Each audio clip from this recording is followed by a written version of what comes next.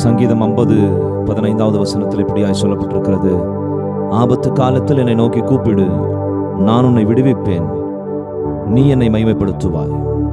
எந்த ஆபத்து காலமா இருந்தாலும், எந்த சூழ்நிலையா இருந்தாலும் கர்த்தரை நோக்கி கூப்பிடும்போது அவர் விடுவிக்க வல்லவராக இருக்கிறார். துயரத்தில் கூப்பிட்டேன், உதவிக்காய் கதறினேன், என் அழுக்குரலை கேட்டவரே என்று நாம் யாவரும் சேர்ந்து ஆண்டவருடைய சமூகத்தில், அப்பா இந்த துயரத்தில் கூப்பிட நான் வந்திருக்கிறேன், என் அழுக்குரலை கேட்ட தெய்வம், என் அழுக்குரலை இன்னும் கேட்டுக்கொண்டிருக்கிற தெய்வம் எனக்கு சகாயம் செய்ய வல்லவராக இருக்கிறீர். நான் உன்னை விடுவிப்பேன் சொன்னீங்களே,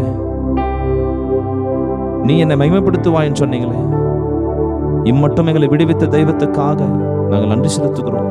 உம்மை மகிமைப்படுத்த வந்திருக்கிறோம். எந்த சூழ்நிலையா இருந்தாலும் நாங்கள் உண்மையே நம்பி இருக்கிறோம். துயரத்தில் கூப்பிட்டே, உதவிக்காய் கதறினே, என் அழுக்குரல் கேட்டீரையா. துயரத்தில் கூப்பிட்டே, உதவிக்காய் கதறினே, என் அழுக்குரல் கேட்டீரையா. குனிந்து தூக்கினி, பெரியவனாக்கினி, உமது காருண்யத்தா இசையா. குனிந்து தூக்கினி, பெரியவனாக்கினி, உமது காருண்யத்தா.